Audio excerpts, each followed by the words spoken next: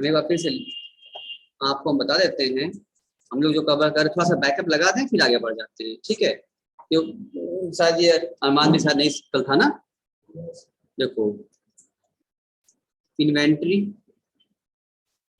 Inventory का मतलब होता है स्टॉक। स्टॉक कौन सा? गुड्स का स्टॉक, ऐसा स्टॉक जो कि आपने सेल के पर्पज से परचेज किया हुआ है। अगर यूज के पर्पज से आपने परचेज किया हुआ है तो वो गुड्स क्या नहीं बनेगा, स्टॉक या इन्वेंट्री नहीं बनेगा, वो एसेट्स रूप में रहेगा। लेकिन अगर आपने कोई गुड्स परचेज किया हुआ है उसको सेल के पर्पज से तो गुड्स बनेगा, और क्या है उसको बोलेंगे, स्टॉक कहिए या उसको इन्वेंट्री कहिए, ठीक है। अब इन्वेंट्री चैप्टर पढ़ रहे थे, इसमें हमने करना है इन्वेंट्री का वैल्यूएशन। इस चैप्टर में जो सबसे मेन बात है आपका, बहुत इंपॉर्टेंट है, क्वेश्चन हमेशा रहता है इससे आपके यहाँ पर एग्जाम पर हर लेवल पर। तो इसमें अगर वैल्यूएशन करना होगा तो यहाँ पर बस दो बातें इसमें बताया गया। एक तो होता है उसका कॉस्ट, जो जितने आपने उसको परचेज किया है, और दूसरा उसका होता है एनआरवी। एनआरवी मतलब होता है नेट रिलाइजेबल वैल्यू। ये हमने आपको बताया था कि मान लिया जाए कि अगर हमने कोई सामान परचेज किया है, अगर हमने कोई सामान परचेज किया हुआ है, वो सामान जो है, अगर एग्जांपल ले लें, हमने मोबाइल परचेज किया 10,000 रुपए का, तो 10,000 को हमने परचेज किया, वो मेरी कॉस्ट मानी जाएगी। जैसा ख्याल है ना, ये कॉस्ट प्राइस मेरी हो गई। एक साल 6 महीना हमने उसको यूज किया, मान लो 6 महीना यूज किया, ठीक है ना। 6 महीना यूज करने के बाद अब हम चाह रहे हैं कि इस मोबाइल का फिर प्राइस पता किया जाए। तो अब पता करने जा रहे हैं मार्केट में, आज के दिन ये मोबाइल कितने में नया मिल रहा है, कितने में नया मिल रहा है। तो क्या बोलेंगे, भाई दाम तो हमेशा घटता रहता है, जो हमने 10 का लिया रहा आज मान लेते हैं मार्केट में 9 को मिल रहा है, ठीक है ना। तो क्या हो गई उसका, ये मार्केट प्राइस हो गई। जितने मार्केट में आज मिल रहा है उसको कहेंगे मार्केट प्राइस, ठीक है। जितने हमने परचेज किया वो क्या है हमारा, वो हमारी कॉस्ट प्राइस है। अब हम चाहते हैं ये वाला मोबाइल जो मेरे हाथ में है इसको हम सेल करते हैं, अगर तो कितना मिलेगा हमको, क्या हमको 10 मिलेगा जितने परचेज किए रहे, क्या हमको 9 मिलेगा जितने मार्केट में चल रहा है, बताइए हमें कितने मिलेगा, हमको ये कितने मिलेगा, 10 मिलेगा पैसा इसका सेल करने पर, या 9 मिलेगा, कितना मिलेगा हमको ये बताइए फिर से आप बोलो।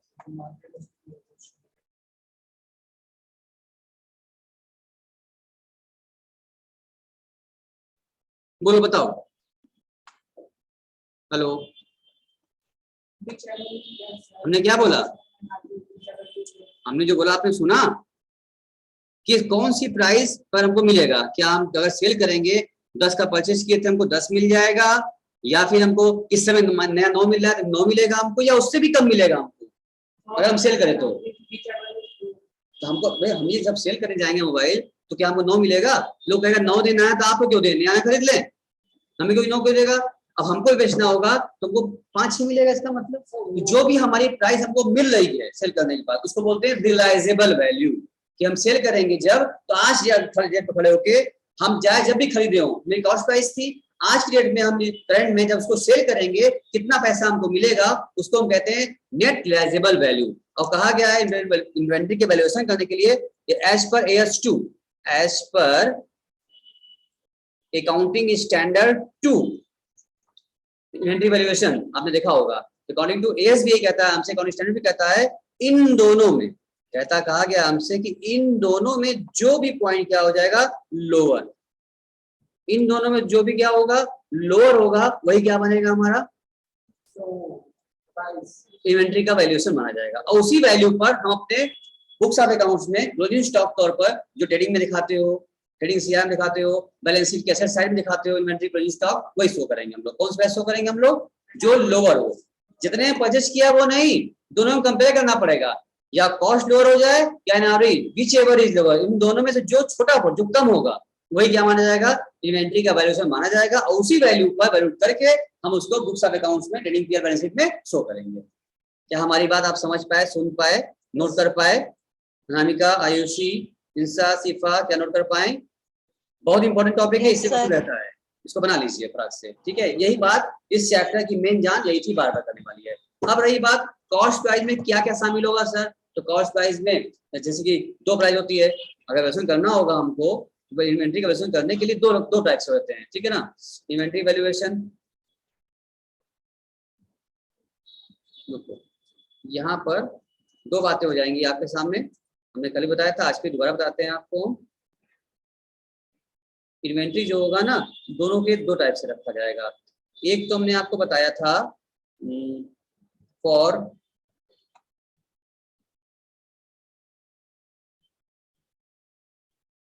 Manufacturer, manufacturing concern, and for दूसरा बताया था हमने आपको फॉर ट्रेडर। ट्रेडर कहिए या नॉन मैन्युफैक्चरिंग कंसर्न कहिए, जो लोग प्रोडक्ट को अपने बनाते हैं, मैन्युफैक्चर करते हैं, मैन्युफैक्चर करके मार्केट में सेल करते हैं, वो अलग हो गए, उनकी भी स्टॉक इन्वेंट्री होगी। और जो लोग सिर्फ ट्रेडर होते हैं, बस बना बनाया गुड्स परचेज किया, सेल किया, शोरूम वाले, बड़ी कंपनी प्रोडक्ट शोरूम में क्या होता है, बनाते हैं क्या, बस कंपनी से माल आया, परचेज किया उन्होंने और फिर कस्टमर को सेल किया, बीच में मार्जिन की प्रॉफिट होती है। तो वो सिर्फ ट्रेड करते हैं, purchase sale, purchase sale, purchase sale, वो बनाते नहीं है बैठकर, सिर्फ सेल करते हैं, वो ट्रेडर होते हैं। अच्छा, तो जो जो मैन्युफैक्चर कंसर्न होता है, मैन्युफैक्चरिंग कंसर्न के लिए जो आपका इन्वेंट्री होगी वो 3 टाइप की होगी, इन्वेंट्री उनके पास होगा। एक तो इन्वेंट्री इनका होता है भैया, एक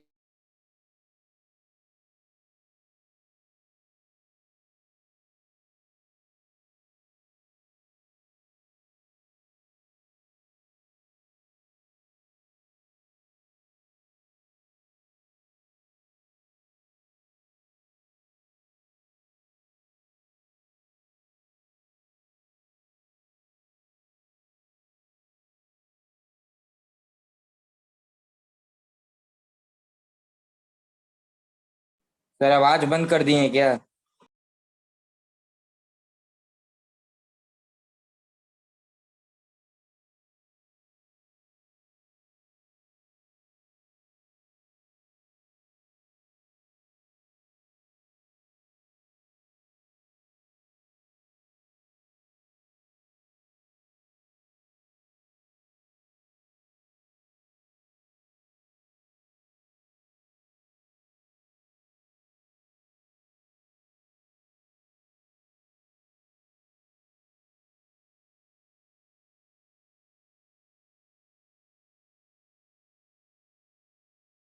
सर आपका आवाज बंद है।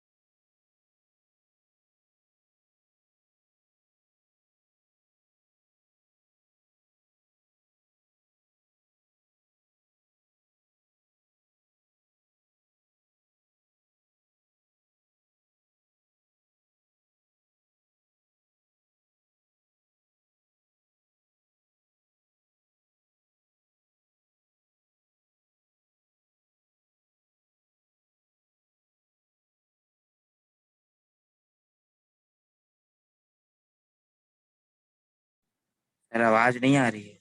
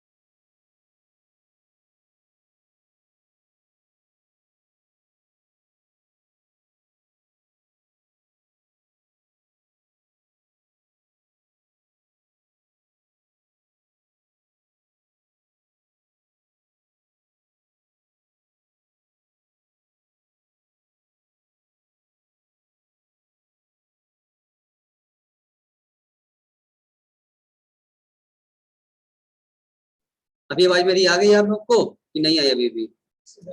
यस सर, आ गई। आ गई ना, चलिए कोई बात नहीं।